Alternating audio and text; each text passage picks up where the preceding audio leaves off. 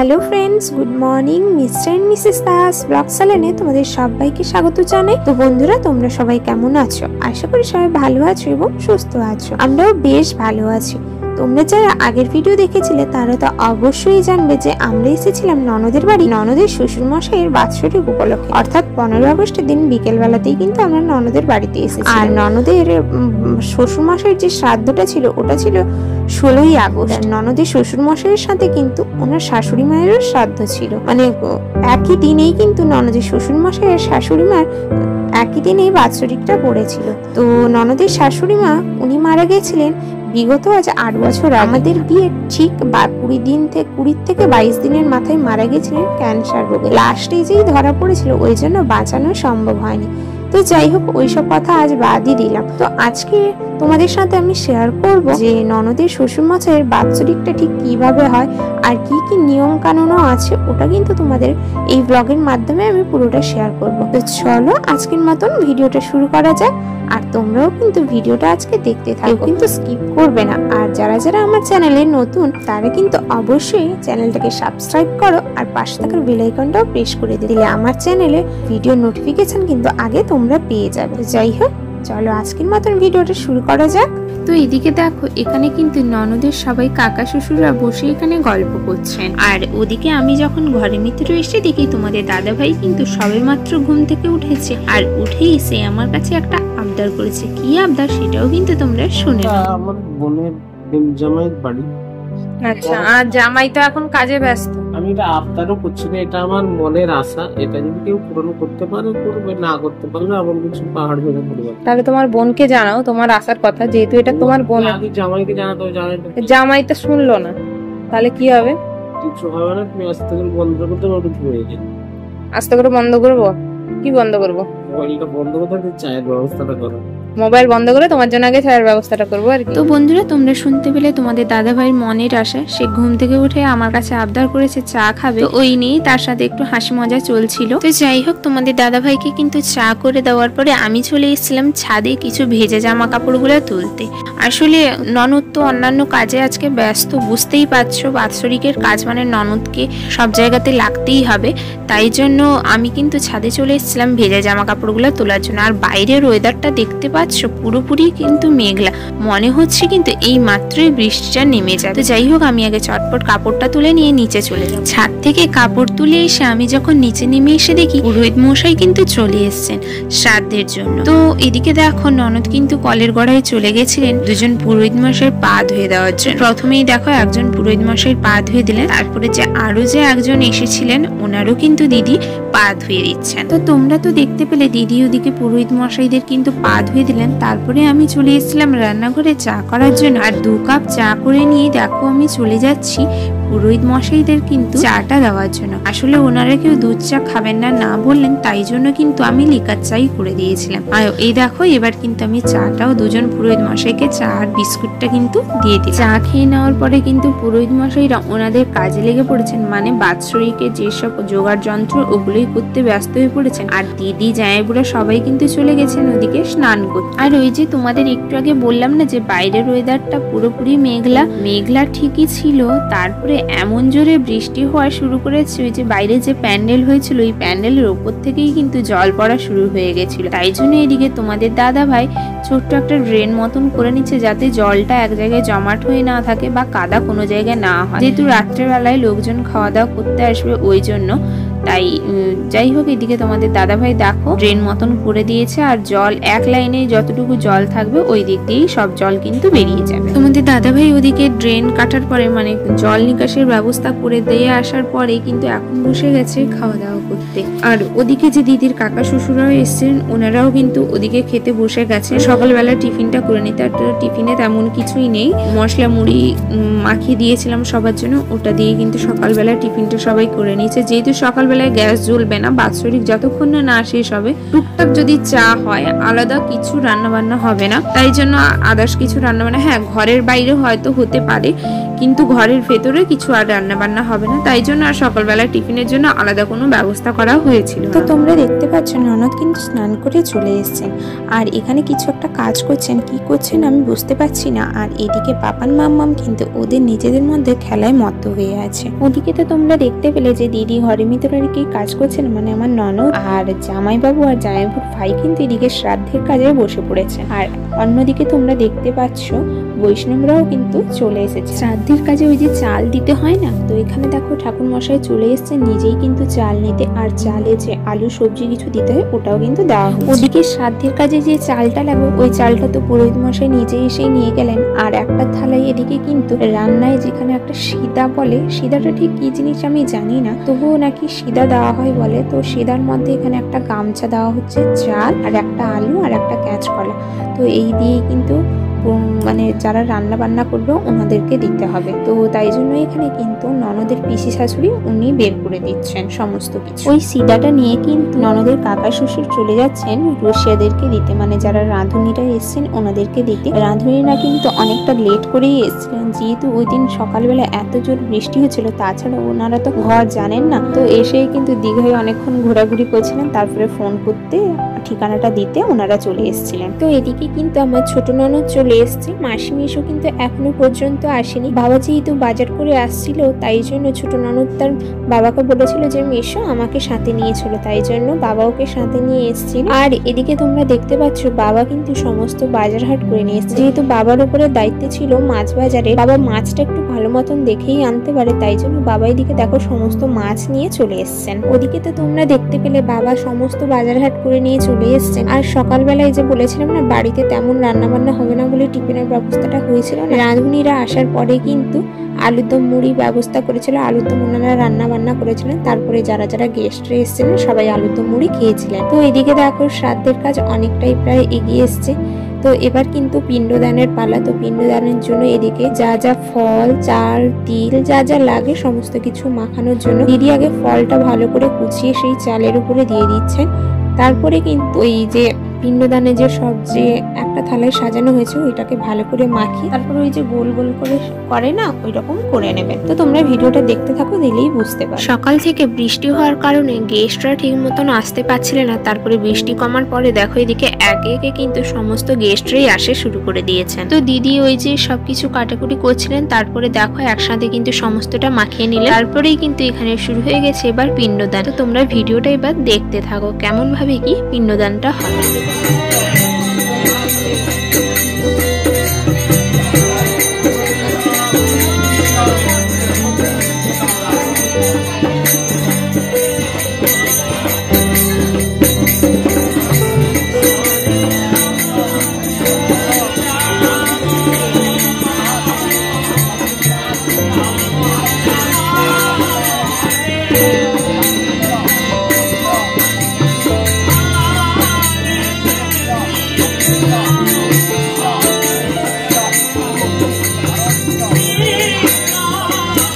পিণ্ডদান তো দেওয়া হয়ে গেছে তোমরা দেখতে পেলে।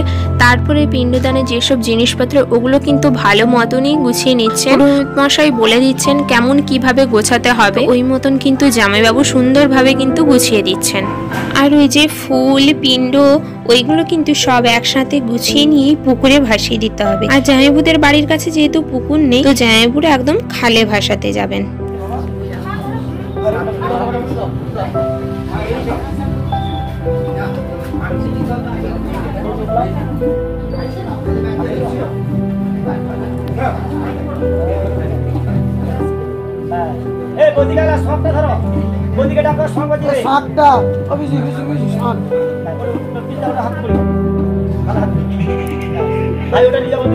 ওদিকে সমস্ত কাজবাজ করে নেওয়ার পরে মানে জামাইবাবুরা ওদিকে গোছগাছ করে নেওয়ার পরেই কিন্তু একজন গরু নিয়ে চলে এসেছে। আর ওই গরুকে জামাইবাবু এবং জামাইবাবুর ভাই দুজনে মিলে একটা থালায় করে ঘাস মাথায় নিয়ে আসবেন না, আর ওই ঘাসই কিন্তু গরু খাবে। কথায় আছে আগেকার দিনে সবাই বলতো গুরুজনরা যে এক মনে যদি গরু ঘাস টেনে খেয়ে নেয় তাহলে তোমার যে শ্রাদ্ধের কাজ সুসম্পূর্ণভাবে হয়েছে, আর যদি না খায় তাহলে তোমরা বুঝতেই পারছো। এটা এখনকার দিনে কে কতটা মানে জানি না, তবুও শ্রাদ্ধের মধ্যে এই নিয়ম একটা, তো সব নিয়মের মধ্যে এই নিয়মও একটা আছে, তাই জন্য কিন্তু নিয়মটা মানতে হবে। তো তো এদিকে দেখো গরুর গায়ে প্রথমে জল ছিটিয়ে দিলেন, তারপরে পুরোহিত মশাই হলুদ দিয়ে দিলেন, হলুদ দেওয়ার পরে একটু ফুল দিয়ে দিলেন, ফুল দিয়ে ঘুরিয়ে দিলেন, তারপরে আবারও জল ছিটিয়ে দিলেন। তো সবকিছু হয়ে গেল, এবার তোমরা দেখতে পেলে। এরপরে প্রথমে কিন্তু জামাইবাবু ঘাস নিয়ে আসবেন আর ওই ঘাসটা প্রথমে গরুকে খাওয়াবেন, তারপরে জামাইবাবুর ভাই উনিও খাওয়াবেন। তো তোমরা ভিডিওটা দেখতে থাকো, দিলে বুঝতে পারবে। মাথায় বসাও আস্তে করে।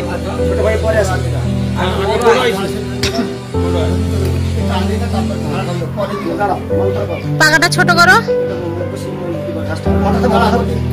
নমো নমো গভ্যা শ্রীমদ্রভ্যা সৌরভেভ্যো নমো সৌরভেভ্য সর্বহিতাং পবিত্র পুনরাশ্রয় প্রতিগৃহ্ণন্তু মেঘাসন গাবো স্ত্রৈলভ্য মাতরম। গরু মুখ বেশি বড়, গরু মাথায় যাও, মাথায় রাখো, মাথায় রাখো, ভয় পাচ্ছ কেন?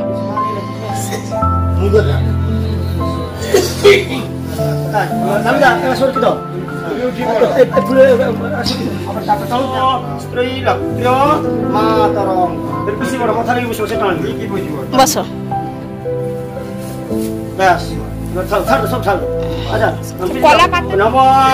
কানি কানি চ পাপানি জন্মান্তরম চিত্রানি চ প্রাণি সর্গানি নশ্যন্তু পদক্ষিণং পদে পদে নমো যানি কানি চ পাপানি জন্মান্তরম চিত্রানি চ প্রাণি সর্গানি নশ্যন্তু পদক্ষিণং পদে পদে নমো যানি কানি চ পাপানি জন্মান্তরম চিত্রানি চ প্রাণি সর্গানি নশ্যন্তু পদক্ষিণং পদে পদে। তো তোমরা দেখতে পেলে কেমন ভাবে কি নিয়ম কানুন পালন করা হলো। তো সবকিছুই গরুর কাছে যা যা নিয়ম করার দরকার ছিল ওগুলো কিন্তু সমস্তটাই করে নিলেন জামাইবাবু এবং জামাইবাবুর ভাই। তো তারপরে এদিকে দেখো দুজনে মিলে কিন্তু গরুর কাছে প্রণামও করে নিলেন। তো এবার মোটামুটি শ্রাদ্ধের কাজবাজ এবার শেষ।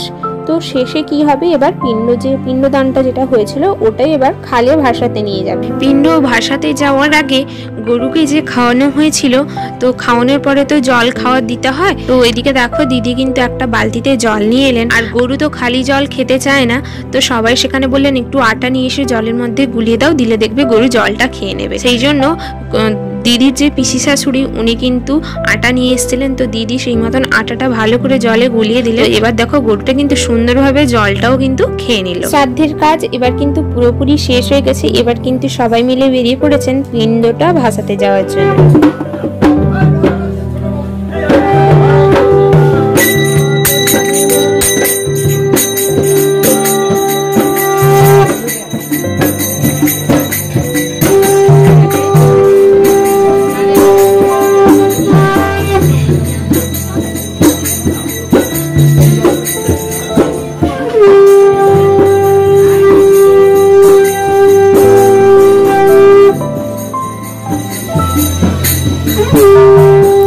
ওদিকে সবাই কিন্তু চলে গেছেন পিণ্ড ভাসাতে, আর আমি চলে এসেছিলাম মাসি এবং মেসোমশাইয়ের ফটোর সামনে প্রণাম করতে। আর এই হচ্ছেন দিদির শ্বশুর, আর ওদিকে তোমরা দেখতে পাচ্ছ যে দিদির শাশুড়ি। তো দিদির শাশুড়ির সাথে খুব একটা দিনের যে আমার আলাপ তা কিন্তু নয়, আমাদের বিয়ের ঠিক 20-22 দিনের মাথায় মারা গেছেন। তাই জন্য দিদির শাশুড়ির সাথে তো খুব একটা যে মেলামেশা করেছি তা না, কিন্তু দিদির যে শ্বশুর মশাই ওনার সাথে 6-7টা বছর মিশেছি। একটা মানুষ আছে না, কোনো কিছু ঝামেলার মধ্যে থাকতে চায় না, দিদি শ্বশুর মশাই ওই রকম কোনো ঝুট ঝামেলা কোনো জিনিসের মধ্যে থাকতে চায়। থাকতেই আমি কোনোদিনও দেখিনি। সারাদিন দুবেলা দুমুঠো খেতে দিলেই হতো, আর অন্য কি কাজে উনি তার নিজের মধ্যেই থাকতেন। যারা যারা আমরা মিশেছি তারা জানি যে মেসোমশাই কেমন ছিলেন। তো যাই হোক, ওইসব কথা আজও মনে করলে দুঃখ লাগে, কিন্তু কিছু করার নেই। তো দিদির শাশুড়ির তবে একটা বড়সড় রোগ ধরা পড়েছিল, কিন্তু দিদি শ্বশুর মশাইয়ের ক্ষেত্রে তেমনটা ছিল না। হঠাৎ ভালো মানুষ দুপুরবেলায় মাংস ভাত খেয়ে উঠেছেন, আবার সেই দিনই নাকি সারা দিন উনি ঘুরেছিলেন। তো তারপরে এসে দুপুরবেলায় মাংস ভাত খেয়ে হঠাৎ মুখ ধুতে গেছেন, তারপরে অজ্ঞান হয়ে পড়ে গেছে। কাছাকাছি দীঘা হসপিটালে নিয়ে যেতে বলেছিলেন, উনি নাকি আর বাঁচবেন না। হঠাৎ মাত্র জামাইবাবু এবং সবাই আমরা সবাই শুনে তো অবাক যে সুস্থ মানুষ মাথা ঘুরিয়ে গেল আর বাঁচবে না। তাই জন্য সাথে সাথে জামাইবাবুরা নিয়ে চলে গেছিল তমলুকে যখন না হলো নিয়ে গেছিলেন কলকাতায় টানা 10-15 দিন চিকিৎসা করার পরে আর আমরা কিন্তু বাঁচাতে পেরেছিলাম না। তো যাই হোক, ওইসব কথা আর মনে করে লাভ নেই, যেটা ভাগ্যে ছিল সেটা তো হয়েই গেছে। তো যাই হোক,